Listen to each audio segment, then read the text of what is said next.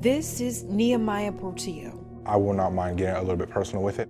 His family just survived something very scary.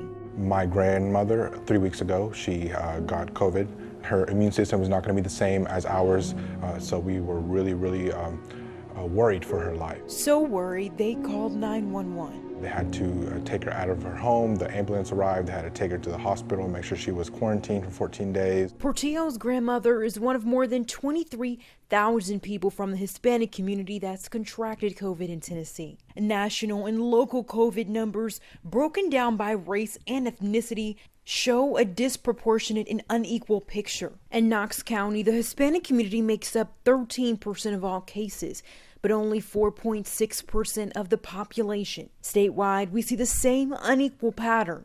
Yo no vine a este país a morirme. This is Carol. She's lived in Knoxville for 4 years and has 2 children. And right now she's contemplating whether or not to let them go back to school.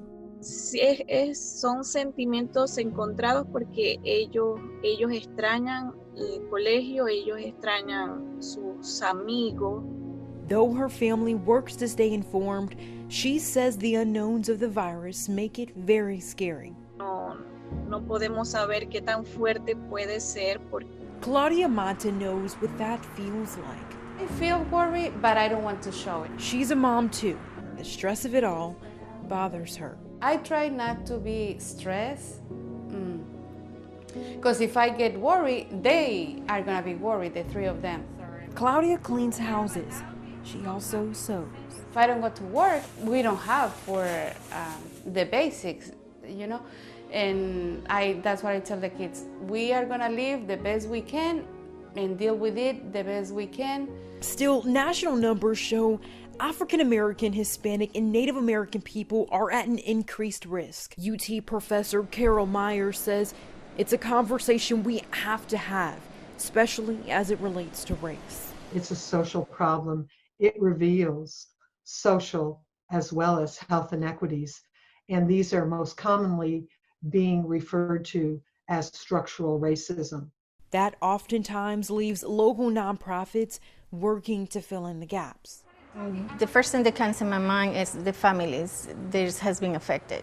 Betsy works with Ola Lakeway, which serves immigrant communities in 6 different counties. Been working with the health department, school system, the mayors, making sure that all the information is going in English and Spanish at this time. But the challenges reach beyond a language barrier. They have to go out and work in different, whatever they do, farming or factories. There's no way they can stay home. But why is this happening?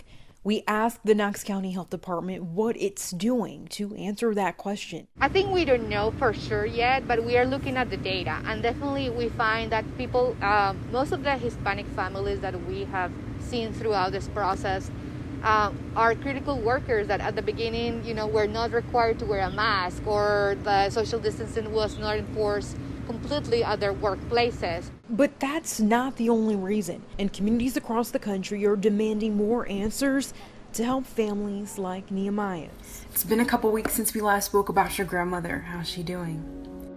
She's doing better. She was able to get out of the hospital. It's been several weeks since we first spoke to Nehemiah. She has been slowly recovering. They put her on an oxygen tank, but recently, 3 weeks ago, she had stopped using it, and now she's gradually getting better. Good news for his family, but an important lesson for everyone to hear. What do you want the community to know? What do you want them to take away from this?